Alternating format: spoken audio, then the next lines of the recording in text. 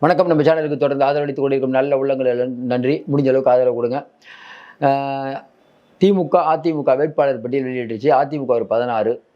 இப்படி இருக்கக்கூடிய சூழ்நிலையில் தமிழிசை வந்து மறுபடியும் இன்னைக்கு வந்து பிஜேபியில் இணைஞ்சிருக்காங்களாம். ஏற்கனவே பிஜேபி விட்டு போயிட்டாங்க அப்படின்னு அவங்க சொல்றாங்க. அதை நம்ம நம்பணும். மறுபடியும் பிஜேபியில் சேர்ந்துட்டாங்க.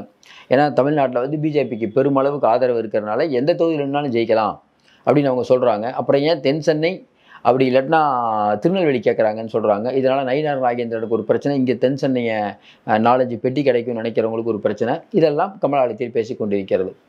இதெல்லாம் விட தாண்டி இன்னொரு மிக முக்கியமான விஷயம், அமர் பிரசாத்துக்கு வேலை எல்லாம் பண்ணிடுவாங்க போலகுதே. ஏன்னா டெல்லியில் 25% கன்ஃபார்ம் அப்படின்னு அண்ணாமலை சொல்லிட்டாராம். இங்கே இருக்கக்கூடியவங்க அதிமுகவை கழட்டி விட்டுட்டு எல்லாத்தையும் கழட்டி விட்டுட்டு கடைசியாக வந்து இவரும் தேர்தலில் நிற்காம என்னென்ன வேலை பண்ணிட்டு இருக்காருன்னு தம்பி தான் அவ்வளோ சொல்கிறாருல, தம்பியை நிற்க சொல்லுங்கள். அதாவது அண்ணாமலையை நிற்க சொல்லுங்கள். அந்த 25% இருக்கும்போது தம்பி நின்னா சூப்பராக ஒரு 50% கோயம்புத்தூரில் நின்னான்னா இவருடைய தமிழ்நாட்டில் எங்கேனா நிற்கிட்டோம், கோயம்புத்தூர்லாம் சூப்பர்ன்ட்டாங்களாம்.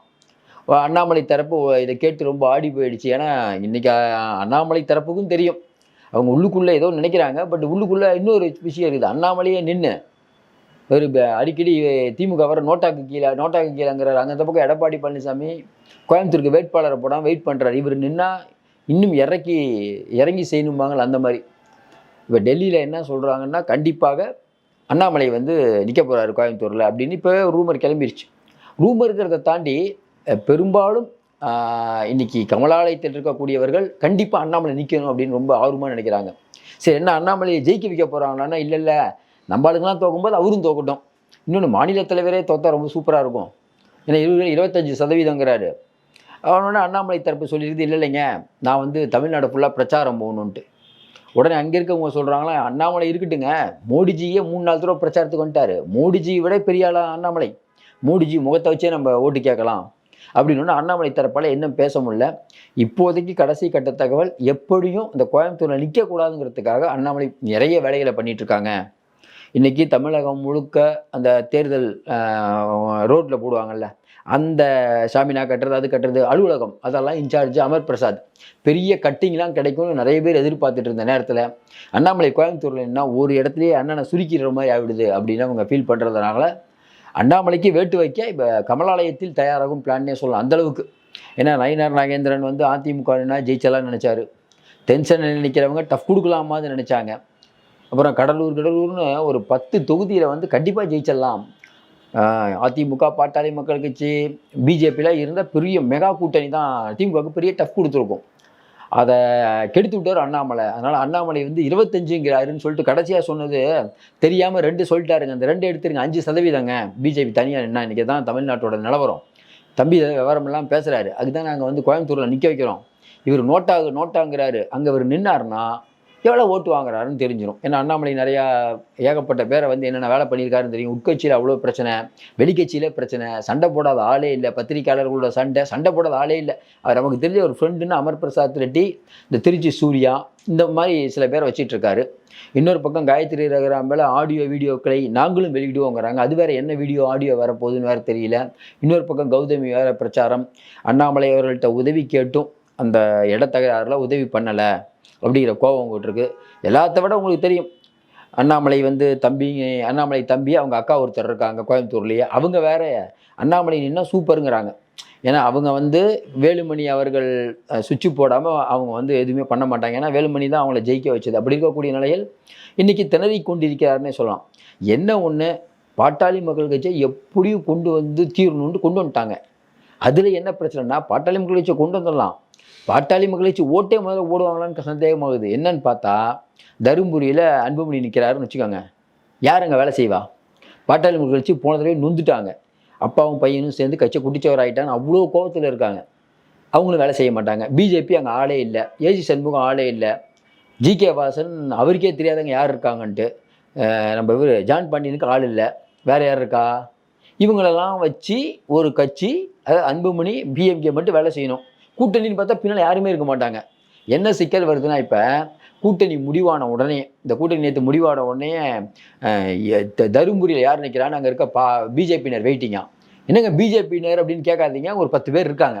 அந்த பிஜேபியினர் எதுக்கு வெயிட்டிங்கன்னா, கட்டிங்கெலாம் கொடுத்தீங்கன்னா கொஞ்சம் வேலையை ஆரம்பிக்கலான்னாங்களாம். பாட்டாளி மக்கள் கட்சிக்காரங்க சொல்லிட்டாங்களாம், இல்லை ஐயாவுக்கு நாங்களே பண்ணிடுறோம், நீங்கள் இருக்க 10 பேர் வந்து பாரத் மாதா கி ஜெயன்னு இருக்கிற ஓட்டுக்கு போயிடும், இது தேவையில்லாத வேலை அப்படின்ட்டு. இப்போ இவரும் ஏசி சண்முகம் சொல்கிறாராம், ஐயோ தாமரையில் நிற்கிறது ஓகே தான், இவங்க பாட்டுக்கு பாரத் மாதா கி ஜெய் அதுக்கு இதுன்னா முஸ்லீம் ஓட்டு போயிருமே, ஐயா நான் வந்து பிஜேபியோட கூட்டணி இருந்தாலும் இஸ்லாம் மக்களுக்கு நான் துணையாக இருப்பேன் அப்படின்னு தான் ஓட்டு கேட்டுட்டு இருக்காரு. அது வேற.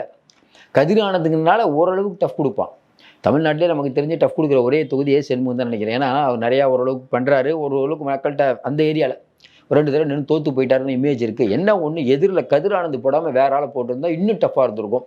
கதிர் ஆனந்த் போட்டோன்னா கதிர் ஆனந்த் ஒன்றுமே பண்ணல, பாராளுமன்றத்தில் போய் நின்ன உடனே கதிர் ஆனந்த் சொன்ன வார்த்தை இன்னும் நமக்கு ஞாபகம். இந்த பாராளுமன்றத்துக்கு என்னை இந்த அளவுக்கு தேர்ந்தெடுத்த என்னுடைய தலைவர் ஸ்டாலின் அவர்களுக்கும் அடுத்த தலைவர் உதயநிதி ஸ்டாலின் அவர்களுக்கும் சொன்னார். பட் திமுககாரங்களே பல பேர் ரசிக்க மாட்டாங்க. ஏன்னா எவ்வளோ சீனியர் இருக்கும்போது அந்த வார்த்தையை போய் நாடாளுமன்றத்தில் சொல்லியிருக்க வேணாம். ஏன்னா உதயநிதியை அது எதிர்பார்க்காம இதை வந்து தேவையில்லைன்னு தான் நினச்சிருப்பார். இந்த வார்த்தையை பேர் சொல்லியிருக்கக்கூடாது. சில பேர் ஓவர் புகழ்ச்சினால அவர் அந்த பேரை தான் டேமேஜ் பண்ணுறாங்கன்னு தான் நம்ம சொல்லுவோம். உதயநிதியை ரசிக்காத போது போய் பாராளுமன்றத்தில் பேசி தேவையெல்லாம் வாரிசுன்னு பிரைம் மினிஸ்டர் சொல்லி இந்த மாதிரி வார்த்தைலாம் சொல்லவே கூடாது. காரியாகனா காலப்பிடிங்கிறத நமக்கு ஞாபகம் வருது. துரைமுருகன் ஏற்கனவே கனிம வளத்தில் பிரச்சனை, அவங்க பையன் ஏற்கனவே இப்போ தொகுதியில் தேர்தல் நின்று நடுவில் அதுக்கப்புறம் நடந்த தேர்தல் திமுக கூட்டணி பலம் இல்லைன்னா துரைமுருகன் ஜெயிக்கவே மாட்டார். இதை விட பிரச்சனை துரைமுருகனுக்கு என்ன பிரச்சனைனா, ஏற்கனவே பாட்டாளி மக்கள் கட்சியை உள்ளே கொண்டு வரணும் அவர் தான் முனைப்பாக இருந்தார். விடுதலை சிறுத்தைகள் வேலை பார்ப்பாங்களா? இப்போ தான் சமாதானப்படுத்தியிருக்காருன்னு சொல்கிறாங்க. மற்றபடி அண்ணாமலை கோயம்புத்தூரில் நிற்க வைக்க எல்லாம் தயாராகி விட்டது. அந்த படத்தில் பார்த்திபனும் வடிவேலும் ஒரு படத்தில் கூடும்போது வடிவேலை கையெழுத்து போட கூப்பிட்டு போவார்னு நினைக்கிறேன், வெற்றி கொடி கட்ட அந்த படம். அந்த மாதிரி இன்றைக்கி அண்ணாமலை எப்படியும் கோயம்புத்தூரில் நிற்க வைக்கணுங்கிறதுக்காக எல்லோரும் பிளான். இன்னொன்று, இப்போ நிற்க வச்ச உடனே அவர் நின்னன்னு சொன்ன உடனே போதும் எதிர்ப்பு கோஷ்டிலாம் கோஷம் போட ஆரம்பிச்சிருப்பாங்களுக்கு. அடுத்த வருங்கால மத்திய அமைச்சர் அண்ணன் அண்ணாமலை அவர்களேன்ட்டு. அதான் நம்ம ஆள் சொல்கிற மாதிரி முதல்ல நோட்டா வாங்குவாரான்னு தெரியல, இதில் மத்திய அமைச்சராங்கிற மாதிரி கமலாலயத்தில் ஏகப்பட்ட கசமுசா. அதில் அண்ணாமலை எப்படி நிறுத்தியே தீது வருதுன்னு சொல்லிட்டு டெல்லிக்கு வந்து இவங்களே இப்போ டெல்லியில் என்ன யோசிக்கிறாங்க, என்ன அண்ணாமலைக்கு இவ்வளோ ஆதரவு, எல்லாரும் அண்ணாமலையை கோயம்புத்தூரில் நிற்க அவ்வளோ பாப்புலர் ஆகிட்டாரா அண்ணாமலை. இங்கே அண்ணாமலை கோயம்புத்தூரில் மட்டும் இல்லைங்க, தமிழ்நாட்டில் எங்கேனாலும் ஜெயிப்பார். இன்னும் குறிப்பாக சொல்லணுங்கன்னா இன்றைக்கி அவருக்கு இருக்க ஆதரவுக்கு அவங்க ஆளுங்க சொல்கிறாங்க, அவருக்கு இருக்க ஆதரவு கர்நாடகா தெலுங்கானாவில் கூட அவ்வளோ ஆதரவு இருக்குது. அதனால் அவ்வளோ மிகப்பெரிய வலிமையான, ஏன்னா அண்ணாமலையே சொல்கிறாருல்ல, உலகத் தலைவர் ஆகிட்டார் மோடிங்கும் போது உள்ளூர் தலைவர் ஆகிட்டார் அண்ணாமலை. அடுத்து பிரதமர் ஒரு வேளை உலகத்துக்கு பிரதமர் ஆகிட்டாருன்னு வச்சுக்கோங்களேன். ஏன்னா இவர் சொல்கிறாருல, அமெரிக்காவிலலாம் பிரதமருடைய புகழ் பரவி இருக்குது. அடுத்த தேர்தலில் பைடனுக்கு எதிராக நிற்பாருன்னு நினைக்கிறோம். அப்படிங்கும்போது இந்த வேக்கண்ட் ஆனால் அண்ணாமலை போகிறதுக்கான வாய்ப்பு நிறையா இருக்குது. சரி, நிறையா காமெடியில் இது ஒரு காமெடி டைமை வந்து அண்ணாமலை தரப்பு நிறையா நல்லா காமெடி பண்ணிட்டு, மோடி ஒரு காமெடினா இவர் ஒரு காமெடி. அந்த பசங்களை ஸ்கூல் பசங்களை நிறுத்தி அது ஒரு காமெடி போயிட்டு இருக்குது. தேர்தல் ஆணையம் வேறு நோட்டீஸ் கொடுத்துருக்குது. ஆளே இல்லாத கடையில் டீ ஆத்துறங்கிற மாதிரி இவர்கள் ரோட் ஷோ 2.5 கிலோமீட்டருக்கு பண்ணலாமா? கோயம்புத்தூரில் என்ன உங்களுக்கு ஆதல் இருக்குது? நீங்கள் ஆள் இருக்குன்ட்டு ஊர் ஃபுல்லாக இருக்கவங்களெல்லாம் கொண்டு வந்து நிறுத்தி அது டோட்டலாக வேஸ்ட் ஆகி பிரைம் மினிஸ்டர் அங்கே வந்து இந்தியில் பேச அவர் ஏதோ இந்த வயசில் ரொம்ப ஆக்ரோஷமாக பாரத் மாதா கி ஜெய், அது மற்ற ஸ்டேட்டில் எடுப்படும். இங்கே வந்து மற்ற ஸ்டேட்லேயே பாரத் மாதா கி ஜெயெல்லாம் இப்போ எழுபடாது. இவர் இதெல்லாம் ரொம்ப பண்ணுறாரு, 5 லட்சம் பணம் போடுறேன்னாரு பேங்க்கில், ஒன்றும் போடல. மக்களுக்கெல்லாம் தெரிஞ்சு போச்சு. அதனால் மொத்தமாக அவுட் ஆக போகுது. நம்ம திருமாவளவன் சொன்ன வார்த்தை தான், சத்தம் இல்லாமல் புரட்சி நடத்த இந்திய மக்கள் தயாராகிட்டாங்க. நம்ம உறுதியான வரோம். பொறுத்திருந்து பார்ப்போம். மீண்டும் சந்திப்போம். நன்றி, வணக்கம்.